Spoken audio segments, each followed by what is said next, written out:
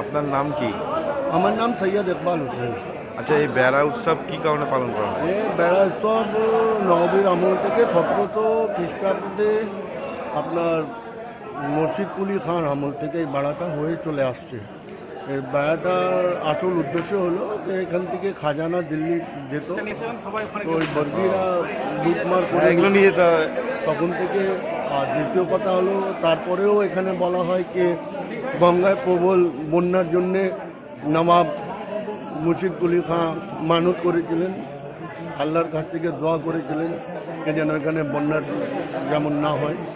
এই জন্যে হজরত খ্বাজা খিজর আলাইহিস সালাম 1,24,000 নবীর মধ্যে যে পানির জলের দেবতা হজরত খিজর আলাইহিস সালাম, ওনার নামে এই বেড়ার উৎসবটা গঙ্গার উপর যেরকম গঙ্গা পুজো হতো ওইরকম গঙ্গা পুজো হয়। আর দ্বিতীয় কথা হলো যে এই গঙ্গা বেড়ার উপরে সোনার প্রদীপ, রূপোর প্রদীপ ছেড়ে দেওয়া হতো, কিন্তু এখন government of West Bengal judicial ডিপার্টমেন্টের আন্ডারটেকিংয়ে এখন সোনার প্রদীপ পুজোর সময় নেয়াজ পাতিয়া যখন হয়ে যায় তখন আবার তুলে নেওয়া হয়। আচ্ছা, আমরা শুনেছি যে এটা প্রতি বছর ভাদ্র মাসের শেষ বৃহস্পতিবারে হয়, এটা কি ঠিক? হ্যাঁ, প্রতি বছর ভাদ্র মাসের শেষ বৃহস্পতিবারে হয়।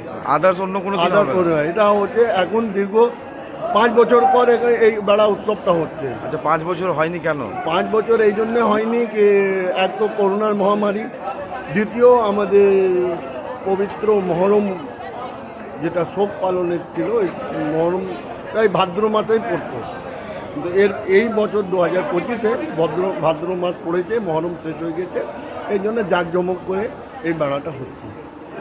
এটা কখন ছাড়া হবে? এটা রাত 10টার সময়। এখন এখান থেকে একটা জলুস বেরাবে, এই জলুস নিউ প্যালেস সর সৈয়দ ওয়াসিফ আল মঞ্জিলে যাবে।